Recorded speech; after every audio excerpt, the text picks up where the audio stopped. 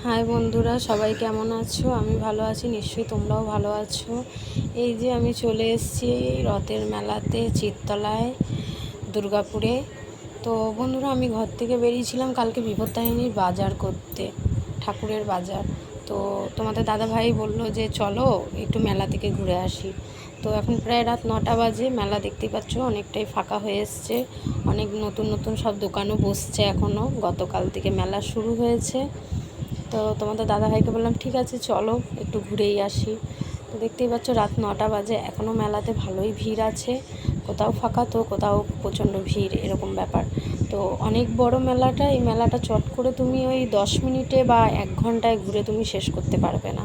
তোমাকে কম করে 4 থেকে 5 ঘন্টা লাগবে মেলাটায় ঘুরতে, তবে তুমি মেলাটা সম্পূর্ণ তুমি ঘুরতে পারবে।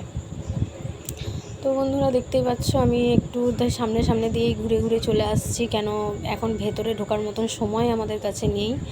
তো বাজার করতে বেরিয়ে এসে একটুখানি মেলায় জাস্ট চলে এলাম দেখতে, যে কোথায় কী কীরকম কী বসেছে না বসেছে সেটাই দেখতে এসেছিলাম।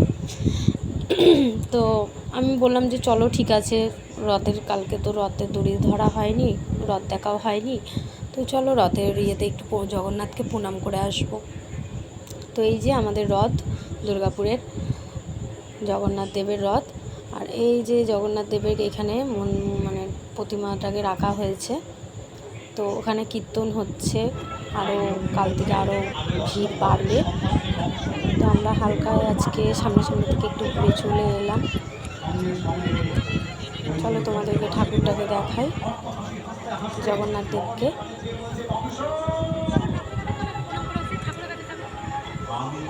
তো বন্ধুরা, আজকে মানে খুব বেশি ভিড়ও বলা যায় না, আবার খুব ফাঁকাও বলা যায় না, মানে কোথাও খুব ভিড় আবার কোথাও ফাঁকা, তো ফাঁকা এরকম ব্যাপার। তো এখনোই সবে আজকে নিয়ে 2 দিন হলো মেলাটা বসেছে, তো এখনও তোমার দোকান পাচারি ঠিক করে বসেনি, বসছে আস্তে আস্তে। চলো আমরা আগে জগন্নাথ দেবের দর্শন করে নিই। এই যে আমাদের জগন্নাথ দেবকে দর্শন করে নাও বন্ধুরা সবাই।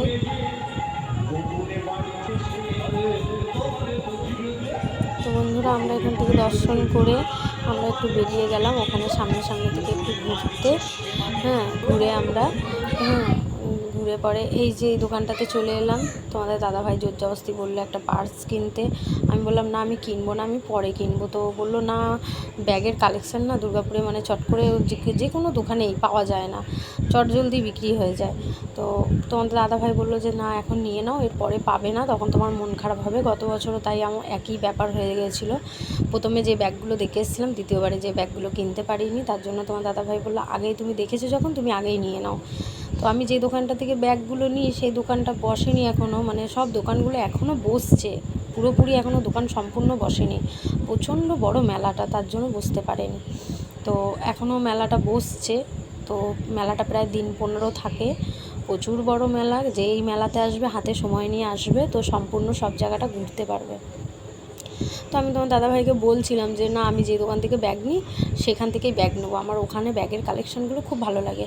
তো তোমাদের দাদাভাই বললো যে দেখো, চোখের সামনে যেগুলো দেখতে পেয়েছো সেখান থেকে আগে একটা নিয়ে নাও, যখন ওই দোকানগুলো বসবে তখন তুমি আরও কালেকশান নেবে। তখন আমি বললাম ঠিক আছে, তাহলে আমার এটা ভালো লাগছে যখন আমি নিয়েই নিই, যদি আমি পরে না পাই।